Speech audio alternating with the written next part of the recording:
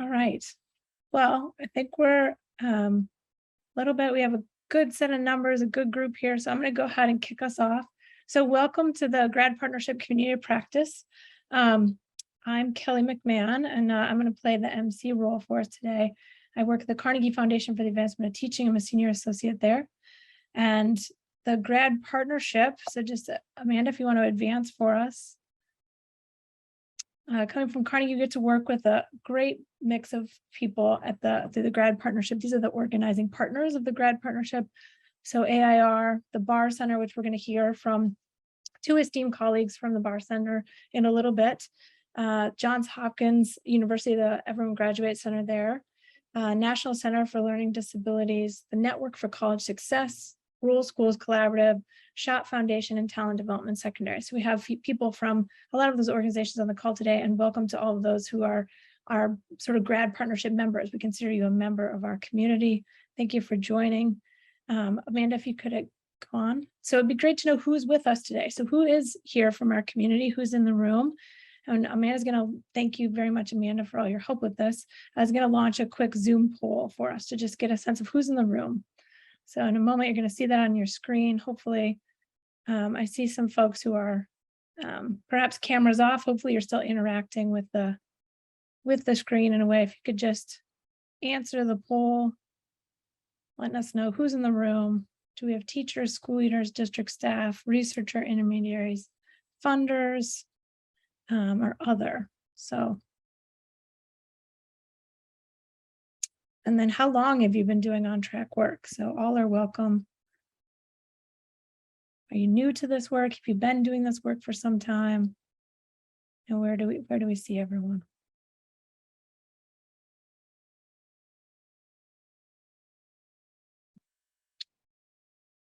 All right, welcome. If you're just joining us, there's a quick poll out there. You may see it. You can drop in there and answer as to that best describes you and how long you've been doing on-track work.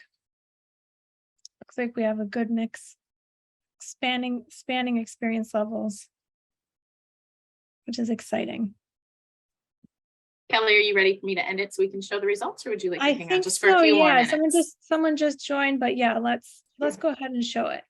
So we'll see, who do we have in the room with us? Now we get to see data. This is very exciting.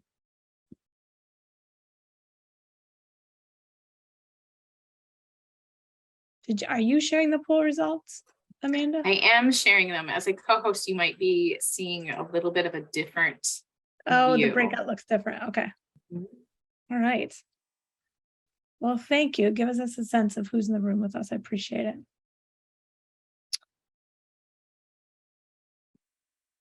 All right. And if that is covering up your window, for those who haven't seen a poll in a while, if you click on the box, you can just close the poll, and then you'll be able to see the screen fully and the gallery as well to see others. Okay, so for those who haven't been to our community practice meeting before, at the end, we try to leave with a statement of what our next steps are going to be based on the conversation that we had. And so last time, this is in August, these were some of the next steps that folks said they were going to take. If you're here and you had said one of these things, I would love for you to just, down on the Zoom thing, you can put up a reaction, you can raise your hand if you did it, because we'd love to celebrate you. So these were some of the next steps that people said they were going to do. Check out the Pathways to Adult Success resources. That was one of the resources that was shared. People were going to get started with their school teams, focusing on street data that they had collected. Digging into Anu, finished reading street data. Congratulations, Anu, that's great. Others were going to read street data as well. People were going to check out the freshman on-track resource from Network for College Success. Someone was going to create an observation root cause meeting agenda for school leaders. And if you did do that and you wanted to share that in the chat, please do. And we wanted to magnify the wins. So these are exciting things. I just want to take a moment and celebrate the steps that you have taken if you've done these things. Oh, and remembering student voice, that's an important one.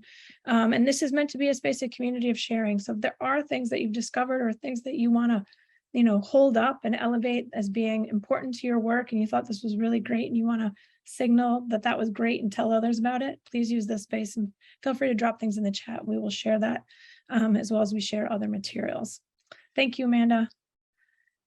Okay, so the Grad Partnership for Student Success, just a reminder of what we're doing. We're partnering with communities to use high quality student success systems so that schools are empowered to graduate all students ready for the future.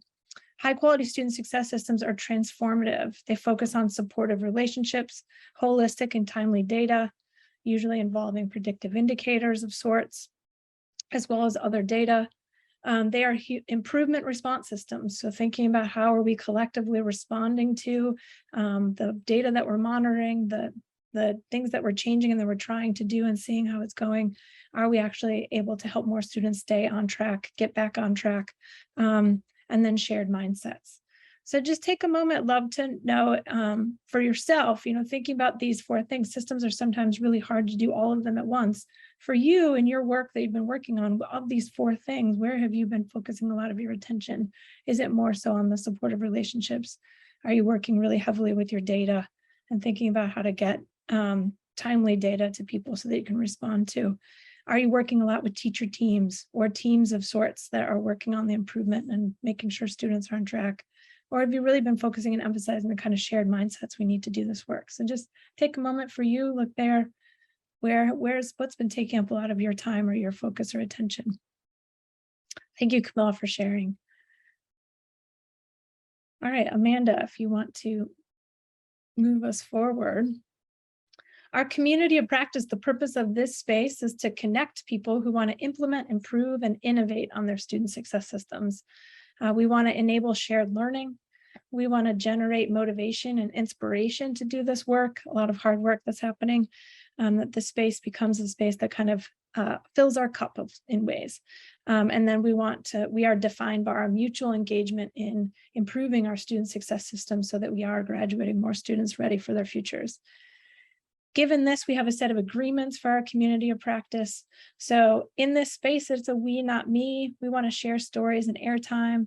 We're probably going to have to accept some non-closure in these 75 minutes. We may not solve all of the problems, but they may get us a little bit further along. Chatham House rules, here's a space for us to talk with each other about the things we're learning. And sometimes that learning can involve failure or mistakes. And so we may not need to hold up and say, well, in Cleveland Heights, I hear there's a lot of failure here. Instead, we just take the lessons and we talk about those and build on them. We want to share to learn. And sometimes that sharing can be, half thoughts or first draft thinking. And that's okay, because in that sharing, we figure out what we think and what we know.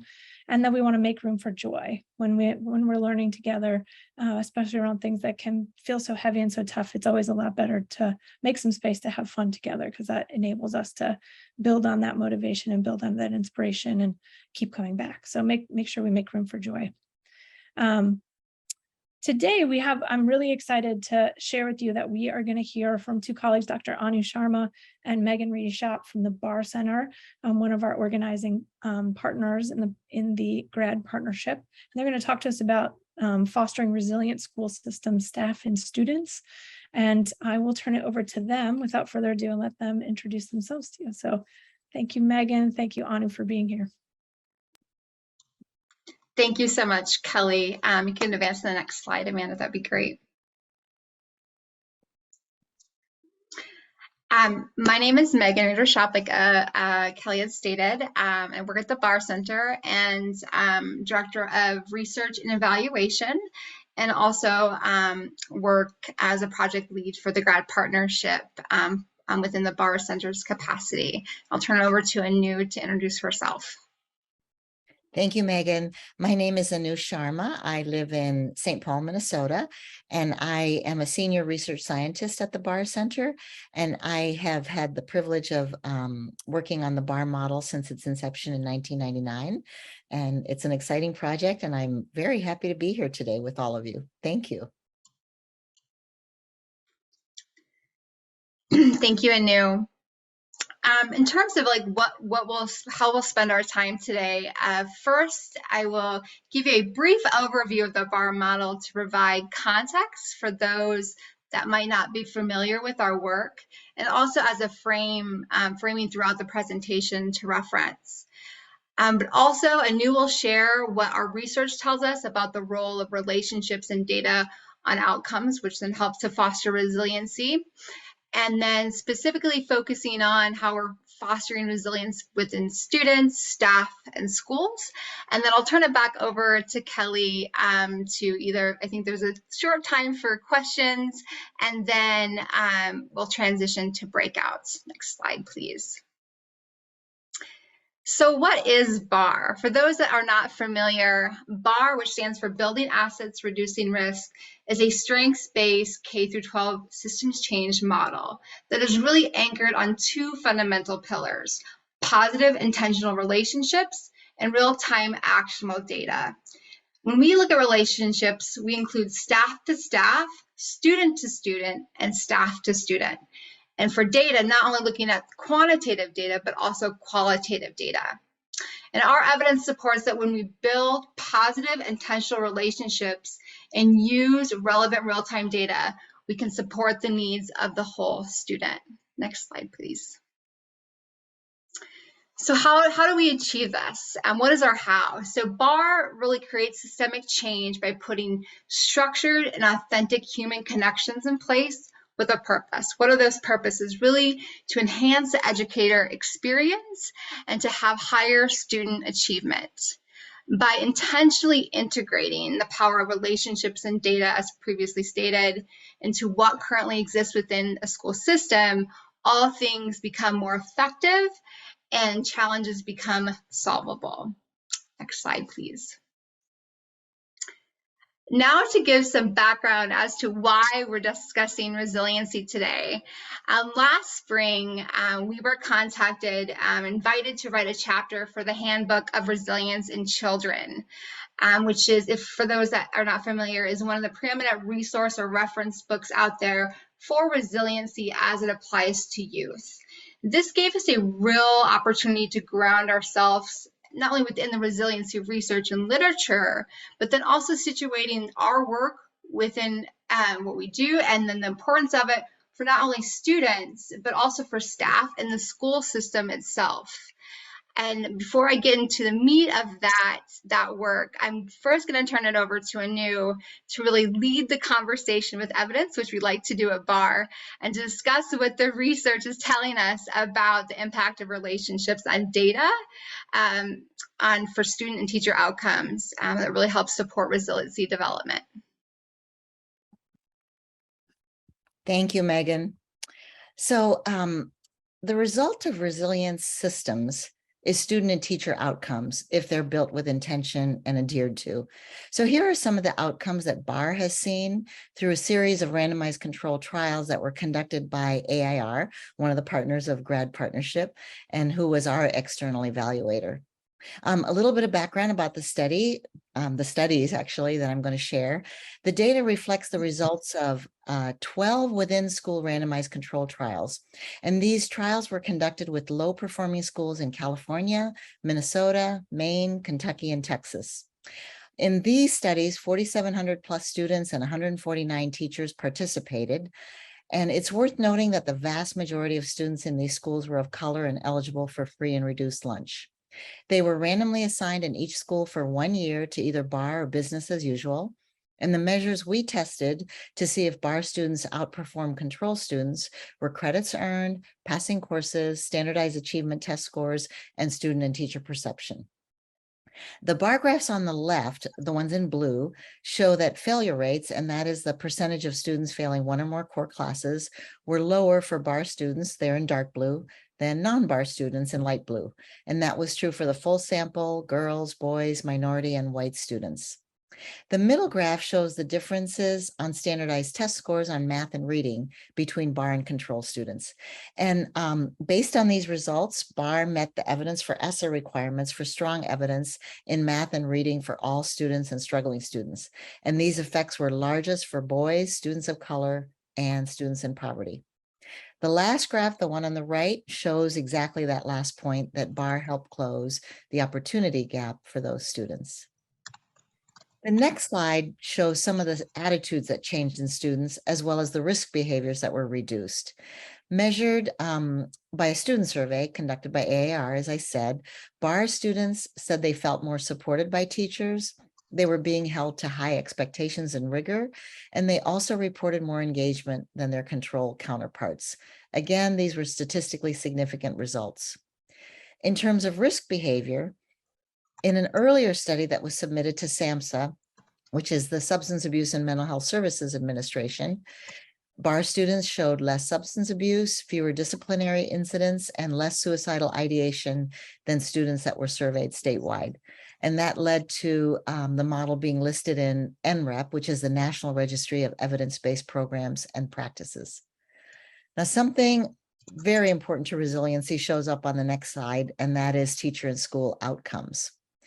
We know that on the literature of resilience, the role of caring adults it's critical. Children become more resilient if the adults surrounding them are supported. So BARR teachers, as compared to non-BARR teachers in our randomized control trials, had more positive views about collaboration, and they demonstrated more effective use of data. They also felt administrators were more supportive. Interestingly, the control teachers who have maybe had the same exact principal administrator felt their administrators were not necessarily more supportive. So they themselves were becoming more resilient by being in a system, which we'll describe more fully in a few minutes, that fostered resilience. So how does BARR get these significant results? The next slide will show a mediation analysis that AIR conducted. The principal investigator, could you advance to the next slide, Amanda, please? There we go. Thank you. The principal investigator, Hans Bose, told us that it's rare for a theory of change to actually be subjected to empirical testing at the level that this one was, but it was subjected and it did hold up. So here's how we get these results. If you kind of look in the black box, we work with teachers to change their attitudes and behaviors. And you can see exactly what we work on if you enlarge the slide and can, if you make that box bigger, when you see what we work on underneath the teacher attitude and behavior categories. The teachers then affect change in student attitudes. Students feel more supported, more is expected of them, and they feel more engaged in and excited about schools. Then they change their behaviors, kind of going down the chain. They show up more in terms of attendance, they have fewer issues and better social emotional skills. And finally, we get academic outcomes, those prizes at the end of all this work, all this hard work that teachers and administrators do. Students graduate at higher rates, they have better math and reading scores, they increase the number of credits they earn, and they pass core classes at higher rates. So it starts with the teachers and ends with the students. And this may seem simple, but it goes against almost all current practice. I want to share a story that a superintendent told us. He said that before he started to implement this BARR model, when he wanted to change math scores, for example, he always started on the right side of this diagram. He would go in and he would change the math curriculum. He said he never started on the left side with teacher attitudes, but now after implementing this model, that's what he does.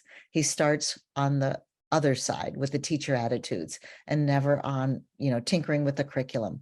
BARR's tagline is same teachers, same students, better results. We don't change the curriculum. We don't change the students. We don't change the teachers or administrators. We just change the system to make it more resilient. So I'm going to turn this back over to Megan to talk more about resilience, but I wanted to also mention that in addition to these 12 within school randomized control trials, we just completed a 66 between school randomized control trial.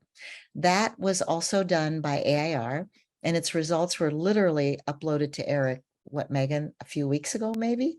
Yeah. Okay, thank you.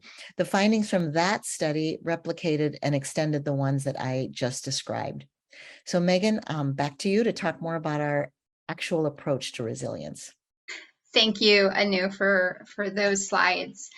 So to reorient ourselves to this concept of resiliency, I first wanted to share, BARR's lens on it when we were writing the chapter, but also for this presentation. As when we think about resiliency or being resilient, there are so many definitions and applications of it out there. And so I thought it helpful to, have what our lens is on it. And so have that framework throughout the presentation.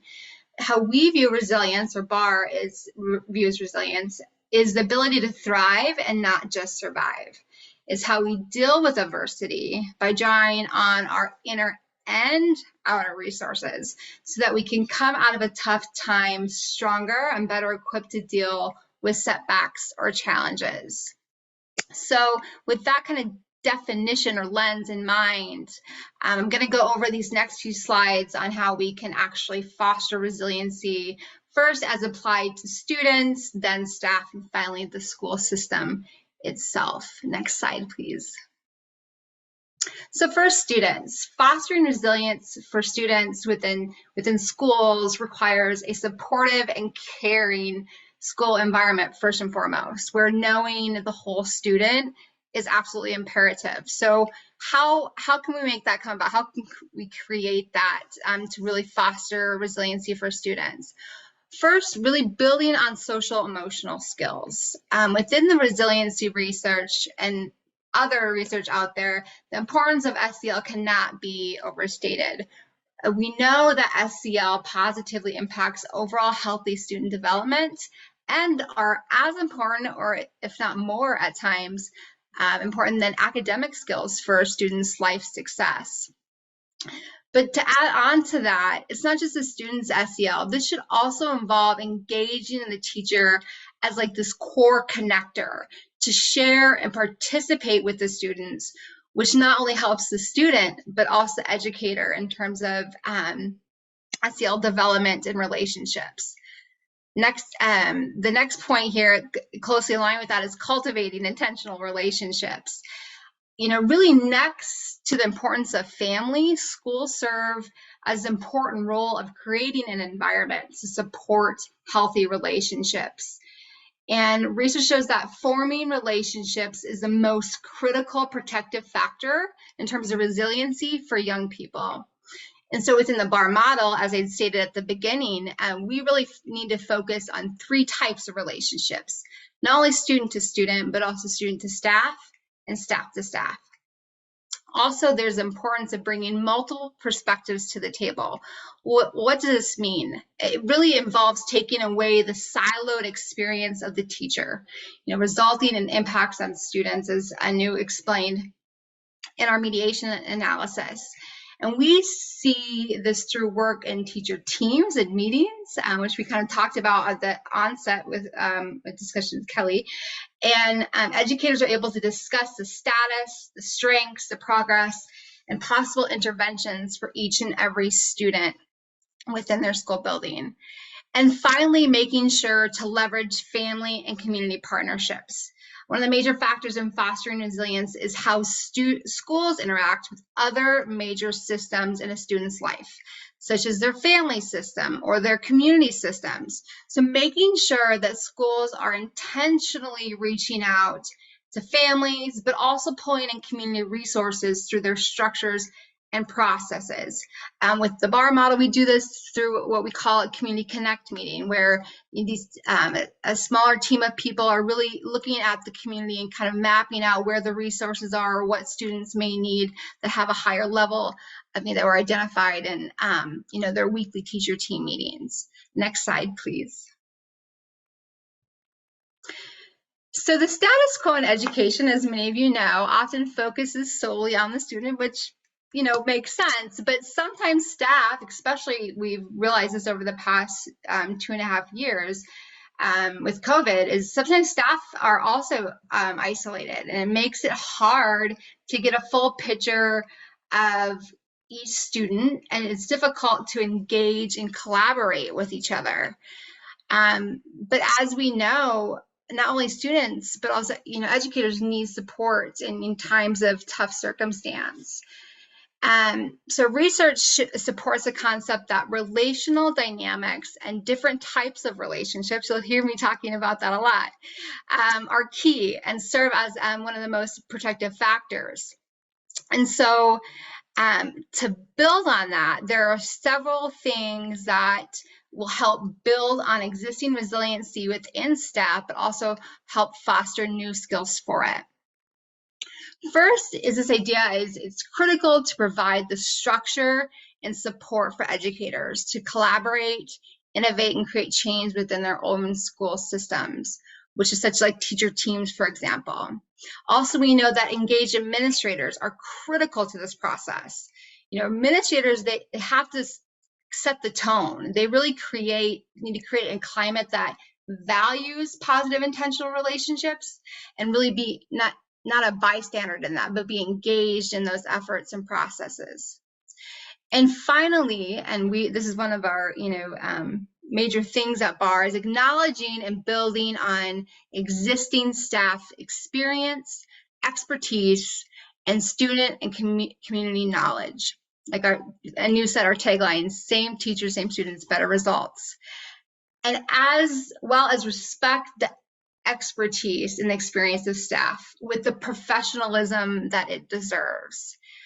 And this really leads to boosting teacher efficacy and well-being and their understanding and need for others' support and collaboration. Next slide, please. So in considering the factors I just stated and why they are key for staff resiliency, the natural question of, okay, well, how tends to follow. With BARR, it's really the creation of structured cross-disciplinary teacher teams that allow for these factors to be realized. And that theme of teacher teams, it was talked about at the onset, is really within the definition of a high-quality student success systems. Is teacher teaming a new concept of education? No, it's not. But considering the impact of effective teams on not only students, but staff themselves is critical and not always, talked about or considered at the forefront of the conversation. So first, when considering teacher efficacy and well-being, as shown in our research that Anu went over, teacher teams can have significant positive impact as they foster stronger relationships among teachers and other school staff. And teachers on effective teams report increases in knowledge about students and their needs. This helps to strengthen teachers' professional self-esteem and ultimately their well-being. Also, teacher teaming results in higher levels of efficacy, not only self-efficacy within their teaching, but also the sense of collective efficacy within the team itself. Teams also report affirmation of knowing that their actions have a positive impact on students, which specifically relates to fostering educator resiliency. Next slide, please. To my second point on the importance of teacher teams to resiliency is the overall positive impact on collaboration. As we heard from Anu earlier, our research on teacher teams reports statistically significant increases in collaboration with other teachers. This collaboration encourages teachers to be vulnerable and hold each other accountable within their teams and meetings. And these team relationships continued to be reinforced through the collaborative nature within teams of brainstorming interventions and developing strategies as a team. And lastly, teacher teams have a shared lens and a belief system and vocabulary that will prioritize relationships and the use of data. And next slide, please. This last point really transitions nicely to the concept of a resilient school system. And within the resiliency literature, the concept of resiliency historically, as many of you probably know, is often framed from an individual or unit perspective. But as a BARR, as a systems change model, we recognize the importance of understanding resilience systemically and how it would apply within practice at schools, and the significant positive impacts that would result as it works to reinforce both student and staff resiliency. And it also contributes and may help support other systems within the student and staff's life, such as family and community.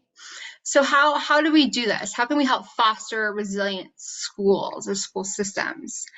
As noted previously on just the last slide, again, providing this shared lens and a shared belief system and vocabulary so that teachers, administrators, students are prioritizing relationships and its use of data to empower all individuals within the system. Also, as we talked about with teacher teaming, disrupting these silos that are often in place in schools and prioritizing people over processes. And never want to, understate the empowerment of educators, students, but also families and family engagement. Because again, if you have a resilient school system, that can also help foster a strong family system in the other direction as well. So making sure that we're paying attention to all the systems in a student's life. And then supporting schools to realign their existing staff and resources to maximize student, educator, and systems growth. And so building upon what the school already has in place, the existing staff and whatever resources they have to really maximize their potential to foster resiliency. Next slide, please. Also, the use of data and transparency-based practices will help reinforce a transformed and resilient system. And so what would that look like in practice? Once again, leaning into effective teacher teams, what should we be doing with these teams? We should be collecting, sharing, and analyzing qualitative and quantitative data. Also, there needs to be a discussion of each student from multiple perspectives and points of view to provide a range of viewpoints and also to help challenge potential bias and stereotypes that might be in place. When discussing students, we at BARR believe in the model that we should lead with the student's strengths before we start discussing anything else. And if needed, end with a goal in mind, hopefully a SMART goal, and an intervention plan that which should be shared with the whole team and the student, specifically for accountability. In turn, teams should check on the status of each student intervention weekly, and based on any data collected in between, and modify the plan or scale it to other students. And this results in, it means that teacher teams should participate in ongoing professional development or training, receive different support such as BARR. We do have BARR coaches that support their school within these practices and are equipped with continuous improvement practices as well. Next slide, please. Wanted to just put our tagline out there once more: same students, same teachers, better results. And that really concludes our content part of the presentation on fostering resiliency. And now I'm going to turn it back over to Kelly to facilitate any questions and for the breakout portion of our time together. I know that there were some questions going back and forth in the chat. I was talking and trying to check at the same time. So I think maybe some of those were addressed, but if not, Kelly will help facilitate those. Yeah, thank you, Megan. Thank you, Anu. Really appreciate the review of the research. And then also thank you to Hannah, who was dropping things in the chat. I believe some of the results that were talked about, the most recent study, at least what Hannah had shared, is that they're currently being vetted and they'll be available soon. And so stay tuned for the most recent study that was finished in 2022. But for now, there's the other I3 studies that were done on the BARR model that are available. And so I think a lot of the things that have been dropped are on the website. So stay tuned for more, and we can make sure that that's available on the Grad Partnership website as well, or through there. So just want to there was a lot of things that were said, talking through the research, and then also the ways in which BARR is trying to foster resilience across these different levels. Would like to give you all a chance to react, respond, and we're going to go into breakouts to allow you to do that. But before then, are there one or two clarifying questions that anyone would like to ask before we give you a chance to dig in with community members, thinking about this topic about how do we foster resilience among students and staff and in our schools. Any clarifying questions, please feel free. You can drop in the chat, or you can just unmute and share your question. Love to hear your voice.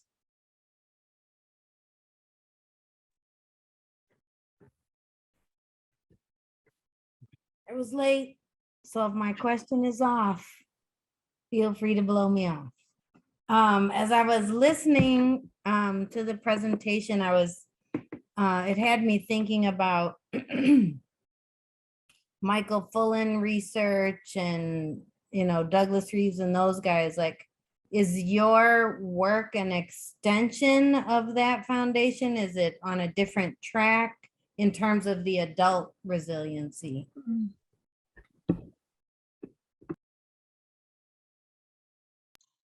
Do you want me to take that, Anu, or do you want to answer that? Sure. Go ahead. Thank you. Sure. So in terms of the research on systems change, Sarah? Yeah. I would say that it, from what I've read of Fullen's work, that it's much on the same trajectory. In terms of adult resiliency, is there something specific within his research that was kind of clicking with you in terms of when we were presenting? Just that, in hearing him talk, he talks a lot about that basically like putting people in teams is the only thing that's shown big effects for students, putting adults in teams. So I heard you say something similar and just wondered about like, how are these things overlapping? I think there's quite a bit of overlap, and we would say, the same in terms of what we found effective within our research is that teacher teaming is, integral to not only the BARR model, but the impacts that we've had. From a historical perspective, Anu, would you agree with that for the overall development of the BARR model? I definitely would.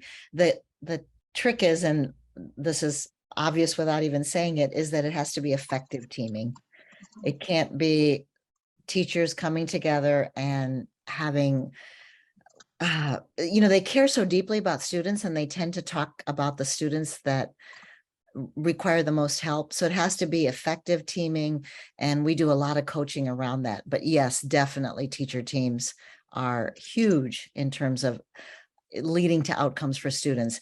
The developer of the model has often said that, when she developed it 20 plus years ago, she was struck by the fact that education is one of the few places, particularly secondary education, where professionals don't get to talk that much to one another. They're so very, very siloed. And so disrupting that system in that way, and then giving teachers effective tools to team, is critical.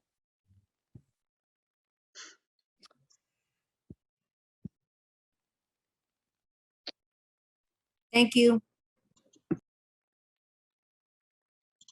And just as a quick, now I know it's not a question, but I did, because I was going through the chat to make sure I didn't miss anything, I did just put a link to our final report, which will be uploaded to Eric, but it is listed on AIR's website. So I put the PDF in the chat if people were interested in reading our Scale Up final report results. Yeah. Thank you, Megan. Really appreciate it. And thank you for going through the chat. We also have a comment in the chat, and I'll just share it out loud so make sure that in case folks aren't necessarily looking at the screen. Thank you, Camilla, for saying I don't have a question, but I'm excited to think about a system that focuses on resiliency for students and teachers. So often teachers are left out of the recipe, and we know that teacher-student relationships are the foundation for student success. If we don't care for and support the resiliency of our teachers, what do you expect them to be? How can we expect them to be able to best care for and support their students? So thank you, Camilla. I appreciate the call out and remembering, especially at this time and this year, about how do we care for our teachers as well, and really paying attention to not just expecting them to do more and more and more, but also how we think about how we support them with that. All right. Well, with that, I would love to allow an opportunity. Oh, we have one more question in the chat. It looks like, can existing teams, PBIS, MTSS, PLCs, do the work of BARR? Thinking about how does BARR braid in or sort of intersect with these other types of kind of models that have teachers working in teams, thinking about use of data. Will you guys maybe speak to that before we head folks into Sure, I can Central? take that one, Kelly. That's such a good question because you don't, I mean, from so many different perspectives, you don't want to add one more thing to an already, I mean, if there's one way to turn teachers off, it's to say, oh, do this in addition to, I mean, you talk about arms folded and, exits, but BARR does braid well. We are able to come in because it's a systems approach. We're able to work with existing teams, work with existing structures, work with existing initiatives, and find a way to not duplicate or make things redundant, but have all of those systems work together much more effectively and efficiently. And again, coaching has a lot to do with that process, but we like to come in and, understand what's already going on at a school and then work within that system, within that framework. Because there are champions that already exist. There are people that already know those systems, and we don't want to tear that apart. We want to build on it. So yes, thank you for that question. Very important. Great. Thank you, Anu. All right. So I'd love to give you a chance to talk with each other. And remember, wherever you're talking in the space, however you're showing up, we're glad you're here. So please engage as you can. So in the breakouts, you want to share, just so you introduce yourselves to your new friends, name, your organization role, what brought you to the meeting, and then discuss. So here you've heard some ideas, some information, some research. What did you hear that resonated? What are you wondering? What might you try in whatever place that you're sitting in the system? As a group, as you're getting towards the end of the breakouts, which we'll spend 20 minutes in the breakouts. And actually, we could spend 25. So we'll spend 25 minutes in the breakouts, give you more time to talk to each other. As a group, as you're getting to the end of that, what's an idea or a question you might bring back to the main room? And then as an individual, decide what you might want to try just based on the discussion, because I imagine in your breakout, you're going to hear from some wise people who've also been doing some work in some of these areas, thinking about the on-track work. And so what is something that either borrowing from BARR, borrowing from your colleagues, or even in a new discovery that you have, what's something that you might be able to try? So as an individual, think about that. Okay, with that, we'll send you to the breakouts, make some new friends, engage deeply, and hopefully come back with a question or idea for the larger group. Take care of each other. Welcome back, everyone. Hopefully we're not, again, cut off mid-sentence, but we're able to finish wrapping up with your new friends in your breakout group. So I just want to take a moment. Probably there were some rich conversations, interesting questions that came up for the groups. Want to give a space to open those up and share with the larger group. So this is a space for bringing that back. Does anyone have a question or an idea that you're bringing back with you? Perhaps you were nominated as the rep for your group, or just something you want to pull forward from that rich conversation. Just give some space here for bringing that to the whole community. I'll share. Great. Who? Hi, everyone. I'm Beth Brown from Network for College Success, and we had a really wonderful conversation in our group. One of the questions that came up, actually, before we went into the breakout rooms, there was discussion around, sorry, I'm looking for my notes. There was discussion around coaching and building effective teacher teams through the coaching that BARR provides. And we talked a little bit in our space about whether or not in BARR's framework there is space for school leaders coaching or touch, and kind of what that looks like in relationship to the work that you're doing with teams. like how that touch may or may not support what's happening with the coaching in teams. So just curious about that. Thanks, Beth, for bringing that forward from your room. I know, Anu or Megan, do either of you want to answer that or respond? I know we also have a couple other folks from BARR, and I'd like to invite you in as well if there's something that you wanted to share. I can take a first pass at that. Absolutely, there is room. I mean, without the administrator support, oh boy, how far can teacher teams be effective? How far can data collection go? So the BARR coordinator is someone that is in the school, has to keep very close touch with an administrator that we like to have dedicated to the BARR model. We call that person the BARR administrator. It could be a principal, it could be an assistant principal, it could be a dean. And the coach, while they have weekly coaching calls with the BARR coordinator, does often involve the administrator as much as that administrator's time and attention will permit. And we have found that the more involved an administrator is, the better the outcomes for the students and teachers. There's just no equivocation about that. And when the BARR coach goes to visit the school, which they do multiple times a year in the first 3 years of implementation, and then it drops off a little bit because the school's got a system under its belt. They, I mean, almost always, with rare exceptions, try to visit in person with that administrator. So thank you for that question. Again, very important. Thanks so much. Yeah, thank you. And others, I know we're getting close on time, so because we go to 12:15, if there are other questions, our community is the start of a conversation oftentimes, so please feel free to reach out. The BARR Center is part of the organizing members, and we welcome a chance to continue conversation. So Amanda, if you wouldn't mind putting the slides up, and also others, if you want to drop things in the chat or there are resources that people shared, please feel free to share those in the chat also. So just want to point us towards our next community of practice, which will be October 26th. And this time we're going to meet from 2 to 3. I know in the school year, it's hard to do the 75 minutes. So we're going to try an hour then. And on the 26th, we're going to hear from Sarah Gripsover from PERTS, which is the Project for Education Research That Scales. And they have a model, a student voice input model that they use. And so talking about how their work intersects with on-track work. So please join us on October 26th. And we would love some feedback from you. So if you get a chance, always trying to improve how things are working here. So if you get a chance, this survey is less than a minute long. Would love to get your input on how things are going for you, your thoughts, reactions, and ways in which we could improve. So I just want to give a big thank you again to Dr. Anu Sharma and Megan Reeder Shop for your contributions today. Thank you to Amanda for being our behind the scenes Zoom master and making everything seamless for us.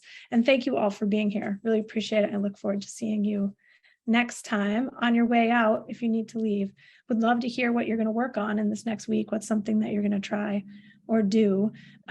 What's a goal? What's a brave goal that you can set for yourself? Thinking of this piece about resilience. What's a brave goal that you could set for yourself? And we'll see how it goes, see how we can support each other in that. So thank you all. Thank you for being here. Look forward to next time.